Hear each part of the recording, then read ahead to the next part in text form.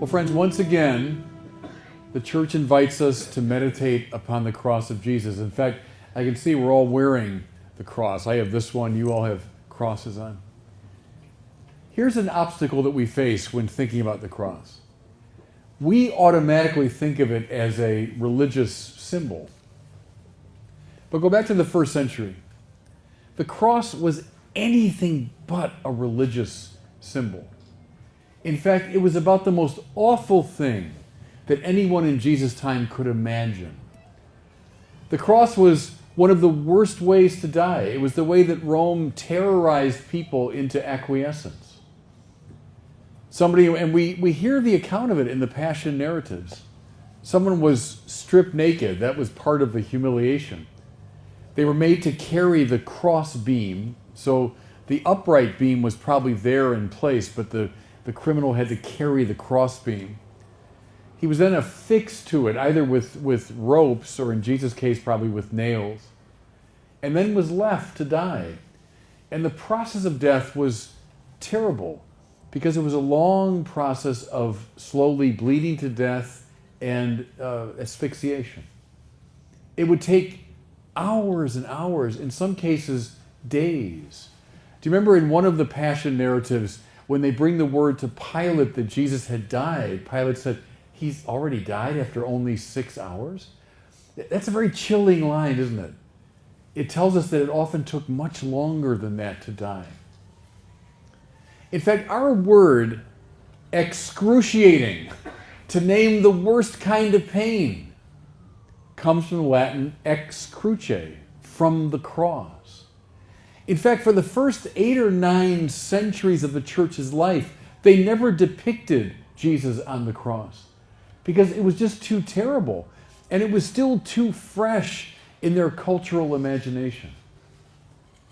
When Paul says in Philippians that Jesus accepted even death, and then you can almost hear him lowering his voice as he says, even death on a cross.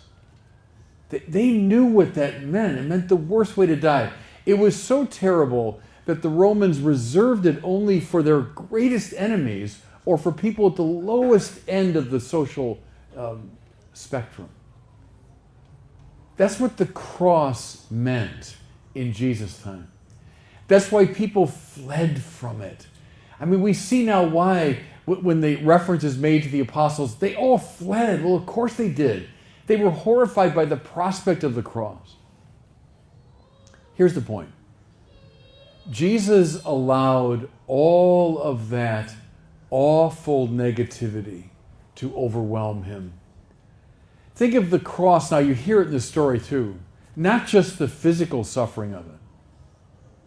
But we hear in this story about institutional corruption and injustice. We hear about cruelty. We hear about hatred. We hear about scapegoating violence. We hear about betrayal and denial.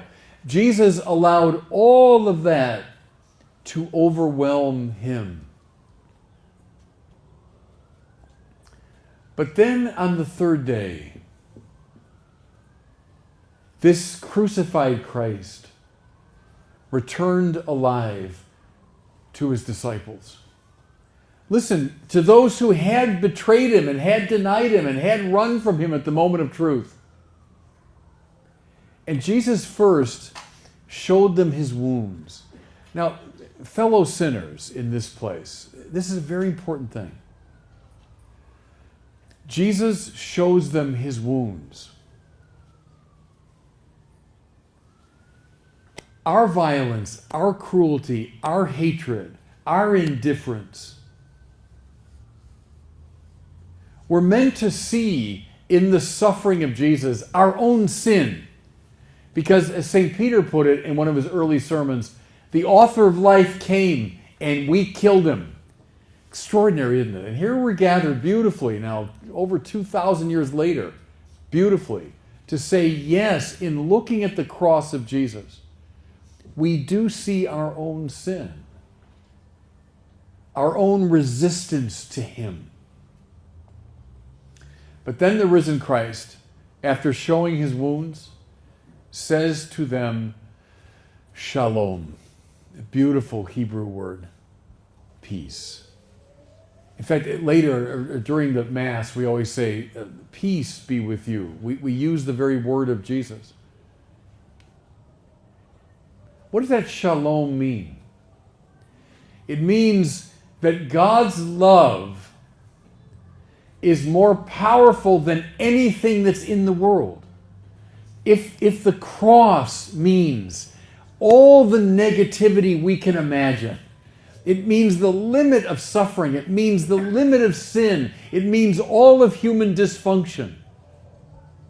Jesus took that on and then broke its power.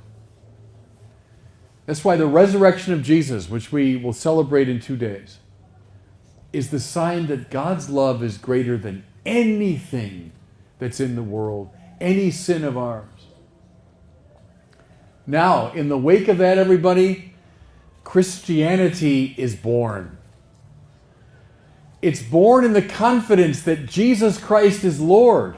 St. Paul says that over and over again, doesn't he, in his letters? Jesus Kyrios in his Greek. Jesus is the Lord. That means he's more powerful than anything in the world. He's more powerful than Rome. He's more powerful than our sin. He's more powerful than death itself. If you look in Paul's letter to the Colossians, you'll find this marvelous passage. Paul says that Jesus took the powers and principalities. By that he means everything I've been describing, all the negativity of the world. He means sin, he means death, he means the power of the devil. He took all of that, and then it said, led them in triumph. You know what he's referring to there? They would have gotten this in the first century. When a Roman general would conquer an army, he would bring the leaders of that army back to Rome, and then he would parade them through the streets to say, hey, look, I've won. How wonderful. Paul uses that very image. But Jesus parades not earthly rulers. He parades sin and death and the devil, showing his lordship over them. How wonderful, too, we heard it in this Passion narrative from John. Who's the first great evangelist? Pontius Pilate. Because he puts, it's meant to be a joke, right? But he puts on the cross of Jesus, and he puts it in 3 languages so nobody will miss it. Jesus Nazarenus Rex Judeorum in his Latin. That's why we have I-N-R-I over the cross, right?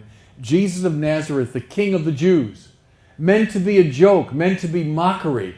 But in fact, Pilate was declaring to all the world, Jesus, in fact, is the king. Not Caesar, not the devil, not sin, not death, but Jesus is the Lord. Jesus is the king. That's why, and I'll close with this, even friends, fellow sinners here, as we look at the cross of Jesus, and we see in it our sin, that's okay. That's what it's meant to be. But then we hold up this cross to the whole world as a kind of taunt. You think this frightens us? Well, of course, it frightened everybody in Jesus' time. It terrified everybody.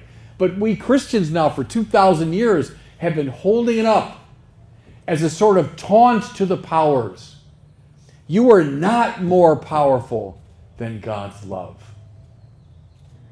There's the power of the cross, everybody. It reveals our sin, yes indeed, but reveals even more the power and the authority of God. Yes, Jesus Christ is Lord, to the glory of God the Father.